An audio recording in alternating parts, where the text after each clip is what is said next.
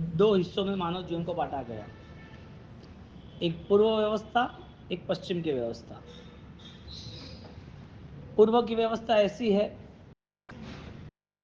जिसमें दुख से मुक्ति का उपाय है। पश्चिम की व्यवस्था ऐसी है जिसमें दुख कैसे दूर हो इसके लिए सारी टेक्नोलॉजी विकसित कर रहा है। पश्चिम के युगों में कई सालों तक उनका यही पुरुषार्थ रहा कि कैसे मानव सुखी बन सकता है, मानव को कैसे शांति मिल सकती है। लेकिन कितनी भी इजाद कर दे, कितनी भी चीज़ें शोध कर ले, लेकिन वो इंसान के दुख को दूर कर ही नहीं सकते हैं। उसको अटैक आया तो सर्जरी, बायो अटैक के हिसाब से जो भी हार्ट सर्जरी है, एंजियोप्लास्ट, वो सारी सर्जरी खोज ली। ब्लड टेस्ट, ब्लड के सारे सैंपल से A+, ए पॉजिटिव, वो पॉजिटिव खोज लिया। ये खोज के बाद वो सोचते ही रहते हैं कि कैसे मानव को सुखी करें, कैसे मानव की जिंदगी खुश रहे, शांत रहे, मानव वापिस कैसे अपने आप में वो युवा रहे, फिट रहे। वहाँ तक वो लोग तैयार हो गए कि वो एक इंसान, उसको मम्मी में रखो, ताबूत में रखो, वो जिंदा होगा। हम टेक्नोलॉजी खोज रहे हैं, ऐसे केमिकल्स मैच कर रहे हैं कि उनकी प्राणों को वापस उस पर डाला जाए या तो उसको वापस पुनर्जीवित किया जाए। ये सारी सिस्टम उनकी कई सालों से चल रही है। और पूर्व के अंदर, यानी कि वर्तमान की हमारी स्थिति के अंदर, भव्य भारत महान योग का स्थान है, महायोगियों की यहाँ ऊर्जा है। इसके लिए दुख के सामने नजर ही नहीं की। जितने भी दुख आए चेतना के स्तर पर नहीं आए, ज्ञान दशा से, अध्यात्म स्तर से सारे दुखों के साथ उन्होंने समाधान कर दिया। तो मृत्यु के समय जिसकी इच्छाएं जीवित रह जाती है, यानी कि मृत्यु के समय जो दुखी है उसके नए भव स्टार्ट हो जाते हैं। मृत्यु के समय वो संतोष से, समाधि से, इच्छा रहित, संसार की तृष्णा लालसा रहित, वो यदि ये जीवन छोड़ता है तो बहुत सारे जीवन खत्म हो गए, अब नई यात्रा बहुत कम रह जाएगी। अनंत काल जो टाइम ट्रैवल है, क्योंकि इच्छाओं को समय चाहिए, लालसाओं तृष्णाओं को समय चाहिए, और समय का नाम है आयुष्य, समय का नाम है गति। अब जहां जहां इच्छा है वहां संसार है। इच्छा यानी कर्म। तो व्यक्ति का पूरा जीवन कुछ चीजें अधूरे उसके लिए वो व्यतीत करता है और अधूरी ही रहती है। सबसे बड़ी बात यह है, क्योंकि अनकंप्लीट लाइफ उसे कभी भी सेटिस्फेक्शन दे ही नहीं सकती। तो दो व्यवस्था रही पूर्व पश्चिम की। पश्चिम के देशों में वहां उनको सिर्फ और सिर्फ अनुकूलता चाहिए, फैसिलिटीज चाहिए, सुख चाहिए, कितनी बेस्ट लग्जरियस लाइफ हो सकती है उसके लिए सारी उन्होंने व्यवस्था जमा दी। तो वो लाइफ जिसने भी मैनेज की वो दुखी हुए, क्योंकि दुख मुक्ति का उपाय मिला ही नहीं। साधन से, बाहर की दुनियाओं से उन्होंने सुख मान लिया, और जैसे जैसे सामग्री बढ़ती गई ऐसे उसको ऐसा लगा कि सुख इससे मिलेगा, इसके लिए ला दो, सामग्री अब हो गई है, अब सुखी हम हो जाएंगे। सुविधा मिली है, सुख नहीं मिला है। अनुकूलता ही मिली, अध्यात्म नहीं मिला है। और अनुकूलता कभी अध्यात्म हो नहीं सकता। सुख कभी वो निश्चित यानी कि निश्चय का परम सुख हो नहीं सकता। जिस चीजों में भगवान ने उपनेवा विगमेवा द्वेवा, उत्पाद, व्यय और द्रव्य चीज, पुद्गल है, उत्पन्न होता है तो पुद्गल, उत्पन्न होता है तो पुद्गल नाश भी होता है। लेकिन पुद्गल जब उत्पन्न और नाश होता है तो कुछ समय तक स्थिर भी रहता है। तो भगवान ने जब त्रिपदी स्थापन की तो उसमें पूरा यूनिवर्सल कवर हो गया, पूरी विश्व की व्यवस्था परमात्मा के सामने खड़ी हो गई, यानी कि पूरी व्यवस्था हमें बता दी। अब जहां पर जिस चीज में फाइनली दुख की ही स्थिति निर्मित है, ऐसी स्थितियों में सुख खोजना वो सबसे बड़ी मूर्खामी है। साधन सुविधा दे सकते हैं, सुख नहीं दे सकते। किताब ज्ञान दे सकते हैं, श्लोक पढ़ने में शायद हमारी मेमोरी को डेवलप कर सकता है, लेकिन चिंतन और मंथन के बिना अध्यात्म प्राप्त नहीं हो सकता है। तो आपके द्वारा या मेरे द्वारा ये परमात्मा के शासन में बताई हुई कोई भी क्रिया हम कर सकते हैं, तो वो क्रिया का स्तर है, वो हमारी अनुकूलता इसके लिए है, हमें कुछ पता चला इसके लिए हम क्रिया में जुड़े हैं, वो आत्मा की शक्ति नहीं बन सकती। वही क्रिया आत्मा की शक्ति तब बनेगी जब वास्तविक उस क्रिया से उसे अध्यात्म की पहचान होगी। जैसे दो लाइफ है पूर्व पश्चिम की, ऐसे दो जिंदगी, एक क्रिया मार्ग की जिंदगी है जिसमें पाप बंदी नहीं होता है, धर्म क्रिया होती है इतने इतने धर्म, ऐसे ऐसे पाप क्रिया भी उतनी होती है। धर्म करने के लिए उनका समय और मन तैयार होता है, धर्म छोड़ने के लिए भी उसके पास समय है कि ये समय ज़्यादा है, ये काम ज़्यादा करना है, इसके लिए आज धर्म क्रिया नहीं करनी। आज इमरजेंसी, आज नहीं होगा, कल कर लेंगे। आज माला रह गई है, कल ज़्यादा गिनेंगे। तब से 1.5 महीना कर लिए, अभी बाद में ओली आएगी तब करेंगे। उसका फॉर्मूला क्रिया का है, उसका फॉर्मूला जैना का, करुणा का, प्रमोद भाव का, आंतरिक शक्तियों का नहीं। इसके लिए क्रिया के पास सुख नहीं है। जिस क्रिया के साथ हम जुड़ रहे हैं उस क्रिया के पास सुख नहीं है। जिस ज्ञान समझदारी के साथ हम जुड़ रहे हैं उस क्रिया के बाद संसार की स्थिति को हम समझ पाएंगे कि कहाँ कहाँ इन्वॉल्वमेंट होना है, कहाँ कहाँ डिस्कनेक्ट होना है। लेकिन ऐसा होता ही नहीं है। क्रिया ही हमारे लिए एक धर्म हो गया, सुविधा जो है, अनुकूलता है, उसे ही हमने आनंद मान लिया। एक किनारा छूट रहा है और वो किनारा छूट रहा है, दूसरे किनारे तक नहीं पहुंचे तो क्या समझना? जो नाव दरिया में एंटर हुई है तो क्यों एंटर हुई है? उसको दूसरे किनारे जाना है ना। यदि नहीं जाना था तो एंटर क्यों हुआ? एक बड़ा शिप, जहाज, नैया, नाविक, वो एंटर क्यों होता है? यदि इस किनारों को छोड़ना ही है तो उसकी वजह है कि दूसरे किनारे पहुंचना है। मानव जीवन यदि छूटता है तो इच्छा के साथ छूटेगा, लालसा और तृष्णाओं के साथ छूटेगा, तो वो मानव जीवन पूरा का पूरा नई दुनियाओं का विकास है, यानी नई नई दुनियाओं में उसका विचरण है। तो नई दुनिया में जिसको जाना है और उसको मिल गई नई दुनिया, तो वापस इसी दुनिया की गलतियां होगी। परदेसी राजा ने इच्छाओं को खत्म कर दिया कि अभी मृत्यु करीब है, मैं किस चीज को अभी याद करूं? मेरे मन में जितनी भी शंका कुशंका, मेरे मन में जितने भी जवाबदारी, मेरे मन में जो भी मेरे आंखों के सामने मैंने कमाया हुआ मेरा साम्राज्य, मेरा रुतबा, मेरा राजपाट, ये सारी चीजों को अब मैं याद करूंगा। मेरा मृत्यु करीब है। मृत्यु के समय यदि वो प्रदेशी राजा सारी चीजें यदि स्मरण में लाता, याद करता, तो वो सारी चीजें उसे नए संसार में ले जाता, और नया संसार इच्छाओं के कारण ही चालू होता है। वरना परम समाधि रहती, उसे कुछ चाहिए ही नहीं। Desire less to be desire, इच्छा रहित जीवन हो वही महा इच्छा है मेरी। तो जहां जहां इच्छाओं ने, यानी कि इच्छाओं का इतना विस्तार है, उत्तराधीन सूत्रकार तो यहां तक कहते हैं कि इच्छाओं आकाश समाओ। आकाश असीमित है, अनंत है। ऐसे इच्छाएं रुकती नहीं है, रोकनी पड़ती है। और वो क्रिया से नहीं रुकेगी, वो सम्यक क्रियाओं से रुकेगी। तो जो भी पुण्यशाली यदि धर्म से सर्व कर्म का क्षय करना चाहते तो उनको इच्छाओं पे कंट्रोल करना पड़ेगा। उनकी लालसा, उनकी तृष्णा, वो सारी चीजें उसको ऑलरेडी परिभ्रमण में ले जाएगी। परदेसी राजा अपने आप में स्थिर हो गया। रानी बहुत सारी माया कर रही है उसके सामने, उसको ऑलरेडी अलग अलग अलग बातों से उनको कन्विंस कर रही है कि तुम मेरे हो। उनको वो गलत प्यार दिखा रही है कि तुम्हारे जाने के बाद हमारा क्या, तुम्हें बचाना है, कुछ भी करके हम ये सारी चीजें, वैद्यराज है, दवाई है, सबको बुलाते हैं। पूरा ड्रामा उसने सेट किया हुआ है, और सेट किया हुआ ड्रामा फर्स्ट नंबर को लेके आता है। फिल्म कब चलती है, कोई भी पिक्चर हिट कब जाता है? वो ड्रामा अच्छा करे तो ना।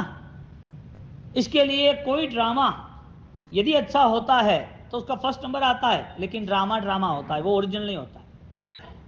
कोई भी ज्वेलरी उसको बेस्ट बनाया जाता है, लेकिन पीतल की हो तो मूल्य नहीं होता है, पीतल पीतल है। जो भी डुप्लीकेट ज्वेलरी है, तो उसमें कितनी भी कलाकारी करो मूल्य नहीं है, कितना अच्छा ड्रामा करो मूल्य नहीं है, कितनी श्रेष्ठ क्रिया हो, ज्ञान नहीं हो तो मूल्य नहीं है। क्रिया का निषेध नहीं है, लेकिन उस क्रिया को बलवान बनाने के लिए भगवान ने आत्मशक्ति का विकास बताया। योग दृष्टि का ऊर्ध्वगमन कैसे हो, उस योग में प्रवेश होकर पूरी दिशाएं खुल जाए, दृष्टि खुल जाए, दृष्टि के साथ तुम्हारा जीवन परिवर्तन हो जाए, उस लेवल पर पूर्व की महायोगियों की साधना थी, वो हमें बता रहे। राजा प्रदेशी उसी सिस्टम से आगे बढ़े, और जब वो एकाग्रता और ध्यान में बैठे हैं और रानी उसके पास गिड़गिड़ा रही है, उसके सामने अपनापन बता रही है कि कुछ भी करके तुम्हें बचा लेना है, माया का संसार यानी कि कसायों का संसार समाप्त ही नहीं होता, और जहां जहां कसाय है वहां धर्म नहीं हो सकता। आपने जो माना वो हो सकता है। छोटे बच्चे को भ्रम में डाला जाता है तो वो कन्विंस हो जाता है, छोटे बच्चे को भ्रम में डाला जाता है, उसका कोई खिलौना टूट गया तो कहते उड़ गया, देखो वो पंछी लेके चला गया, ले गया है, ऐसा देखता है। अब खिलौना टूट गया है, वो नया मांगे, रो रहा है, मम्मी क्या करेगी? तो खिलौना देखो, पिजन आया था, कबूतर आया, वो लेके चला गया, लेके जाता है कभी, लेकिन उसका मन शांत हो गया ना।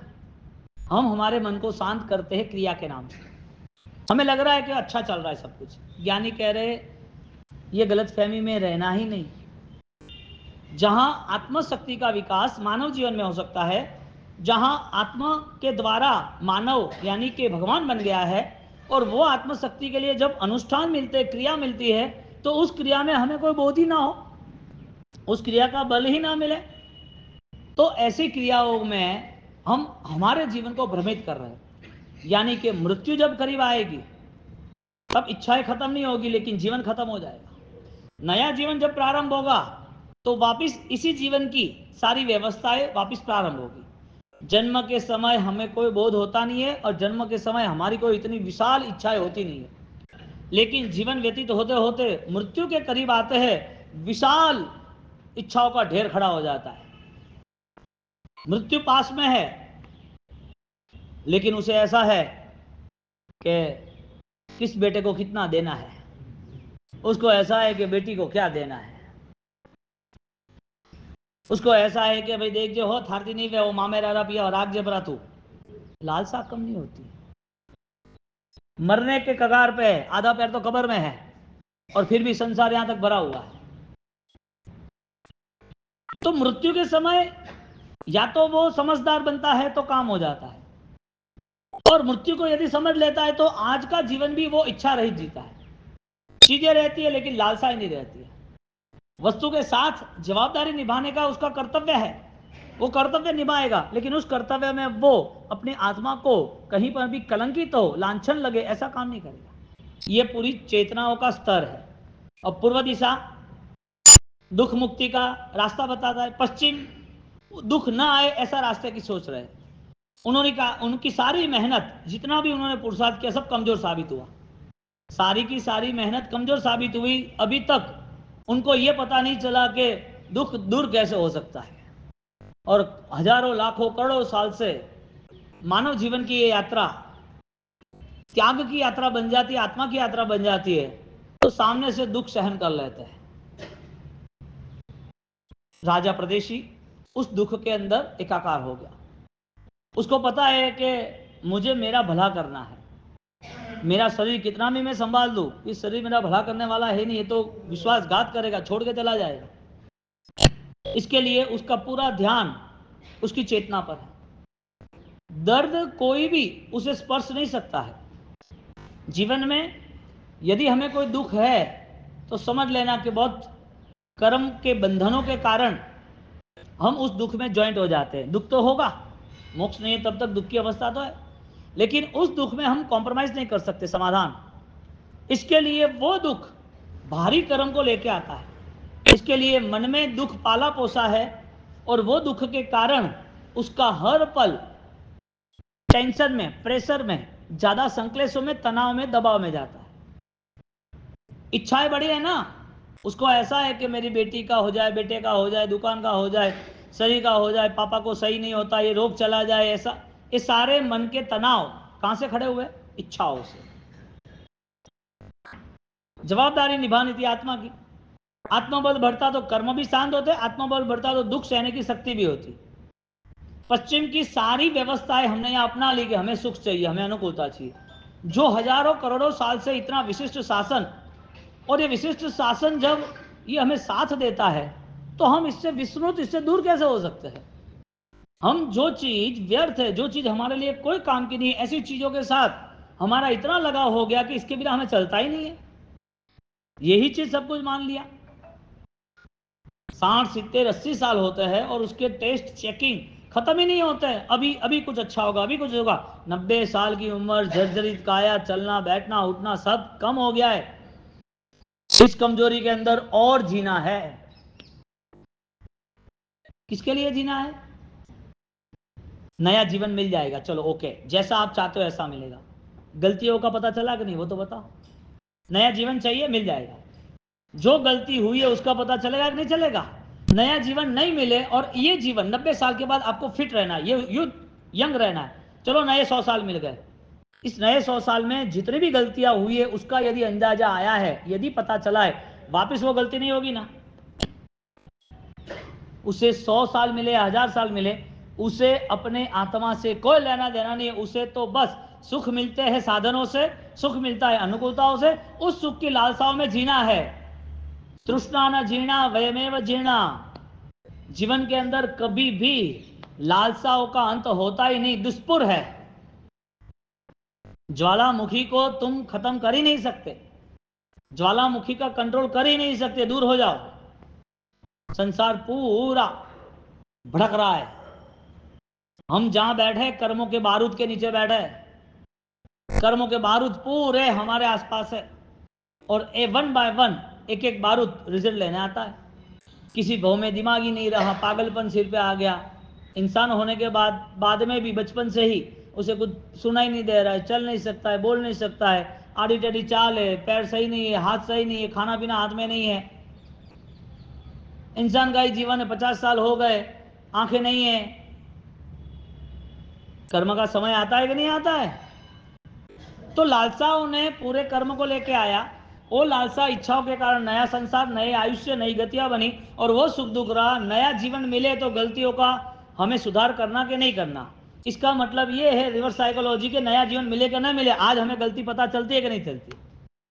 हम नए जीवन की ओर नजर कर रहे हैं और नए जीवन में हम सोच रहे हैं कि गलती ना करें, दोषवान जीवन ना जिए, हमारे पापों से मुक्त हो जाए। आज क्या है, आज क्या प्रॉब्लम है? यानी के समझदार है उसके लिए आज से ही प्रारंभ है। उसका सेकंड थिंग है, जो समझदार नहीं है उसके लिए 1000 साल और परमात्मा खुद और समस्तरण सिमंदर स्वामी भी कम पड़ते हैं क्या? दो चीज है ना, या तो तुम्हारा रास्ता इस मानव जीवन को बेहतरीन बनाकर, अध्यात्म लाकर और सफल बनाने का है, या तो फिर ये जिंदगी सिर्फ 2 पैर की मिली है, बाकी 4 पैर वाले भी जी रहे, कोई बड़ी बात है नहीं। दो में से एक निर्णय है कि जो जिंदगी जी रहे उसमें क्या करना। दादा गुरुदेव रायचूरी महाराज ने अपने जीवन को इतना धन्य बना दिया, इतना महान बना दिया कि उनके जीवन में जो राजा प्रदेशी को कष्ट आए, ऐसे ही कष्ट यात्रा उन्होंने सामने से अपनाई, किसी को दुख न देने की शर्त के साथ। वो मंदिर में जा रहे और वहां पर जो भगवान के विरोध में है, परमात्मा को नहीं मानना है, परमात्मा जैसा कुछ नहीं होता है, ऐसे लोग उनके विरोध कर रहे हैं। जालोर की घटना है। एक ये क्या जा रहे हो तुम, एक पत्थर से थोड़ी कोई बात करता है, पत्थर से क्या लेना जा तुम्हारा। तुम्हें यदि पूजा करनी हो, भक्ति करनी हो, सेवा करनी हो, तुम इंसान बहुत सारे गरीब है यहां पर, वो गरीब इंसान जो है उनकी भक्ति करो, उनकी सेवा करो, उनको कुछ 2 शब्द ज्ञान दो। वो भगवान के पास आधा घंटा बैठ के क्या मिलेगा आपको? उनको 1 दिन 2 दिन 3 दिन परेशान करते। धर्मी का लक्षण है वो अपने मन से किसी के प्रति दुर्भाव तो नहीं रखते हैं, लेकिन बदले लेने की भावना भी नहीं रखते। गुरु महाराज मंदिर जा रहे आ रहे, वासु पूज्य स्वामी हैं, और ये लोग, एक ही बंदा परेशान कर रहा है। और फिर चौथे दिन तो बोला कोई जवाब नहीं दे रहे आप महाराज, जवाब नहीं दे रहे आप। पत्थर बोलता है क्या? ऐसा तो हमें कभी देखा नहीं है कि कोई पत्थर बोलता हो। तो हम तो पत्थर को सारा काम दे दे, इंसानों को काम ही नहीं दे। जहां चेतना नहीं है वहां आपकी चेतना के साथ आप जुड़ते हो तो ये तो वहां मूर्खामी है। पत्थर तो बात करता नहीं, आप पत्थर के साथ क्यों जुड़े हो? वो आपको कुछ देने वाला नहीं, आपको कोई मैसेज तो देता नहीं है। उनसे कोई आपको कोई सोने की आशीर्वाद, सुवर्ण वर्षा तो होने वाली नहीं है। तो आपको वहां क्या मांग रहे हो? और पत्थर से कुछ मांगोगे तो पत्थर से मांग रहे हो, परमात्मा से मांग रहे हो। परमात्मा मोक्ष में गए तो पत्थर के साथ क्या लेना देना तुम्हारा? मोक्ष में जो परमात्मा आंख बंद करके तुम ध्यान करके उनसे पा सकते हो। वो पहले दूसरे दिन तो सामान्य बात कर रहा था, तीसरे चौथे दिन तो ज्ञान की बात करने लगा।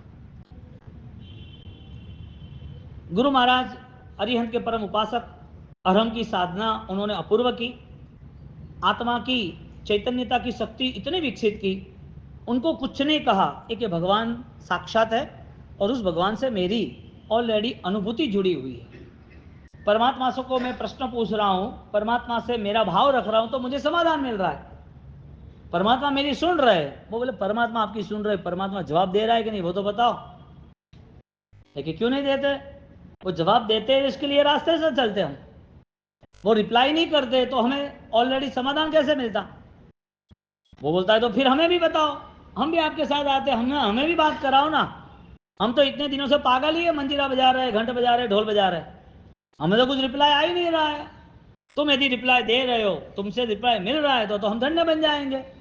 तो कहे चलो, कैसे थोड़ी, मैं अकेला थोड़ी रिप्लाई मांगूंगा। हमारे आसपास बहुत सारे लोग ऐसे हैं जो भगवान के पास माथा टिकते हैं, धूप दीपक करते हैं, प्रार्थना करते हैं, पैसा सोना डालते हैं, बातें करते हैं, दुखी दूर नहीं होते, सुनते तो है नहीं। तो फिर सबको लेके आता हूं। तो चलो, तो उसने तो 1 घंटे में 2 घंटे में पूरा अनाउंसमेंट कर दिया। भगवान ने सबको आशीर्वाद देना शुरू कर दिया, भगवान सबकी सुन रहे, आपके सब समाधान हो जाएंगे, सब मंदिर में इकट्ठे हो जाओ, आ जाओ। गलत तरीके से ट्रीट किया। लोग इतने ज्ञानी नहीं थे, समझदार नहीं थे, तो कुतूहल, चंचलता, अज्ञान के कारण इकट्ठे हो गए। हैं, भगवान चमत्कार करेंगे, हम हमारी सुन लेंगे, हमें सब कुछ दे देंगे, अच्छा हुआ, हमारा दुख दूर हो जाएगा। कहाँ क्या मांगना, कहाँ क्या विधि करना, कहाँ क्या रिस्पेक्ट रखना, ये भी बोध नहीं होना। तो मिला हुआ हीरा भी किसान के लिए, शेतकरी के लिए, वो हीरा भी उसके लिए कांच का टुकड़ा है। Who is person that? कौन है वो? यदि वो महान आत्माएं यानी कि अनंत से सिद्ध, जो सिद्ध शिला में विराजमान है, ऐसी अनंत शक्ति उनमें है, जो तीर्थंकर समस्या में बैठ के अनंत शक्तियों को प्रकट करे, ऐसा उनका निरपेक्ष देशना है। इनको मुझे मिलने जाना है तो मेरे पास सद्भावना, मेरे पास समर्पण, मेरे पास त्याग कितना विशिष्ट होना चाहिए। सब लोग इकट्ठे हो गए, कुतूहलवश, अनकॉन्शियस, पता ही नहीं है क्या है, और वो बैठ गए। 700 फैमिलीज, कितने, 4000 लोग, ट्रैफिक जाम पूरा। भगवान बोलेंगे और मजा आ जाएगा। कोई चमत्कार होता है, कैसे लोग जुड़ जाते हैं। था पढ़नी सही है कि अटे लींबू माथी आग आवे रही है। था पढ़नी सही है कि वो मोर पीछ अपने आप हवा में नाचे रहो है, मोर पंख है ना, हवा में नाचे रहो है। था पढ़नी सही है, कोई चमत्कार है। फिर वो भेड़ की चाल दे, धना धन, ओपरो कोई वे, ओपरो कोई, दुनिया में कोई कन्नु भलू करतु कौन? ओपरी धर्म श्रद्धा वे, ओपरी आध्यात्मिक शक्ति है, वही ओपरा वास्ते कर्म परिवर्तन नो रूल्स है। राजन सूरी महाराज साहब सबके साथ बैठ गए, एक बात करते हैं, जवाब तो आपको क्या लग रहा है ऐसा हो सकता है? हाँ? आपको क्या लग रहा है ऐसा हो सकता है? मैं आपको प्रूफ दूंगा और आप अभी ना बोलोगे तो हाँ भी होगी, और हाँ बोलोगे तो मुझे आप प्रूफ देना, क्योंकि मैं पत्थरों से तो बात कर नहीं रहा। जो बात हो रही वो इंसानों से हो रही है ना, पता तो चल रहा है ना क्या है। आप यहां आके बैठे हो और आपको पता नहीं चले कि आप कहां बैठे हो, तो ये क्या समझना? आपको कोई पूछ रहा है ना कि आप जर्नी कर रहे हो, आपकी सीट है या नहीं है, तो आप जवाब तो देते हो क्या, मेरी सीट है ये देखो। आपको पता तो होता है ना कहाँ जाना है, कौन सी सीट है, मेरे पास सीट टिकट है या नहीं है, पेपर या जो भी डिजिटल, इतना तो पता होता है कि नहीं? परमात्मा बात करते है कि नहीं करते? परमात्मा पत्थर, उससे आवाज आ सकती है कि नहीं आ सकती है, वो जवाब दे सकते कि नहीं दे सकते, परमात्मा से रिप्लाई आता है कि नहीं आता है? कि फिर अरम नम अरम नम अरम नम अरम दे धना धन। हाँ, हमारे 9 की होली में ज्ञान के एकाउंट खमासना आए थे, तो सबकी विधि हो रही थी कि भाई तुम खमासना करके 10-15 मिनट में आ जाना, एकाउंट खमासना करके। 2 मिनट में आ गया वो आदमी। मैंने बोला यार 2 मिनट में खमासना एकाउंट कैसे हो सकता है? अरे बाबूसी वही गया एकाउंट खमासना कैसे? तो माता जी आया कटे आया कि आत्मा आई तो धुनवा लाग्यो है तू का बोले इच्छा समर्थन। अरे तू मस्तक मत्थ एण वंदामी मस्तक एण वंदे ना, मस्तक एण वंदामी, मस्तक तो झुकना चाहिए ना। इच्छा से मदन वंदामी इच्छा से मदन। अरे कहाँ कटे जाए? अब एडी क्रिया में का बल है? अरहम नम अरहम नम अरहम नम अरहम। अरे तुम किन के लिए कर रहे हो? कोई भी चीज का ऑब्जर्वेशन और अवेयरनेस वो हमारे लिए बेस्ट रिजल्ट है। हमारा निरीक्षण नहीं है ना, हमारी उसके प्रति जागृति है, तो फिर हमें पता क्या चलेगा कि क्या हुआ? तुम ज्यादा कुछ करो ना करो, लेकिन तुम जब कुछ भी जो कुछ भी कर रहे हो बेस्ट होना चाहिए, इतना तो तुम सेल्फ कमिटमेंट कर लो। नहीं करोगे, कम करोगे, चलेगा। क्योंकि जब भी करोगे तब है ना स्टार्ट ऐसा होगा कि मजा आ जाएगा। लेकिन तुम दौड़ते ही रहे थैले भर भर के, आंबिल की ओलिया ने, समायिक ने, प्रतिक्रमण ने, पूजा पाठ ने, किसके लिए नहीं करना है? ऐसा नहीं। उस चीज की आसाधना तो नहीं हो रही ना, वो चेक करो।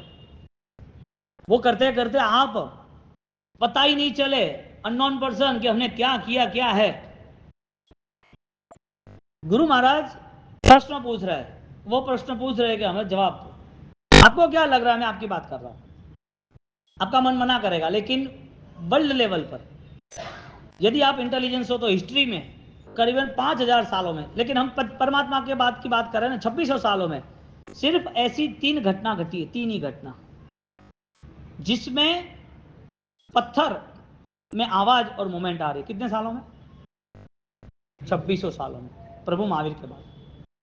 एक पालीताना दादा आदिनाथ भगवान, जो उनकी बॉडी पूरी वाइब्रेट हुई जब देवाधिष्ट अनुष्ठान समाप्त हुआ। तब पालीताना आदिनाथ भगवान ने 7 बार श्वास लिए। इतिहास आपको पता हो तो, हिस्ट्री आपको पता हो तो। दादा गुजर राइन श्रीमाद प्रश्न पूछ रहे वासुपूज्य स्वामी को, और वहां से आवाज आ रही है। उन्होंने प्रश्न पूछा, इधर जवाब आया। उन्होंने प्रश्न पूछा, वहां से प्रश्न, वहां से रिप्लाई। वो स्मार्ट था। अभी हार करीब आई कि ये तो मैं तो फंस गया। तो उसने 2 आदमियों को इशारा किया, आसपास चला जा, कोई गेम की होगी, कोई माइक लेके या कोई स्पीकर लेके बोलता होगा, कुछ ना कुछ सेटिंग किया होगा उन्होंने 1 घंटे के अंदर। तो क्या वो गया पीछे, चेक किया आसपास आधा kilometre distance, no more than, कोई नहीं वहां पर। क्यों? चेतना की शक्ति सर्व शक्तियों से श्रेष्ठ है। 1 2 3 4 5 6 प्रश्न पूछता गया, जवाब आते गए। फिर उन्होंने माफी मांगी। सब लोग जितने भी थे वो रियल धर्म से जुड़ गए। किसी को दुख न देने की भावना के साथ राजन सुधिमाद ने एक काम किया। तू मुझे 4 दिन से परेशान कर रहा है, वो बड़ी बात नहीं है। तेरी आत्मा मेरे प्रति दुर्भावना वाली ना रहे, वो मुझे देखना जरूरी है। राजा प्रदेशी वो सोच रहा था कि ये सब काम इसने ही किया है, मेरी पत्नी है, जीवन साथी है, ऊपर पूर्ण भरोसा किया था, उन्होंने वो विश्वासघात किया और मेरे खाने में जहर मिला दिया, वो पाप उसने किया है। फिर भी अपराधी सुन विचित्त थकी चिंतवीय प्रतिकूल, सम्यक दर्शन की भूमिका है। अपराधी के प्रति कोई भी मन में दोष बुद्धि नहीं रखनी, मन में उसके प्रति दुर्भावना नहीं रखनी। विश्वासघात कर दिया है, मुझे उसको कुछ नहीं कहना है, पता है सब कुछ। फिर भी राजा था, सैनिकों को ऑर्डर कर सकता था, उसको ऑलरेडी बंदी बना सकता था, लेकिन बाह्य सुखों से सुख मिलता ही नहीं।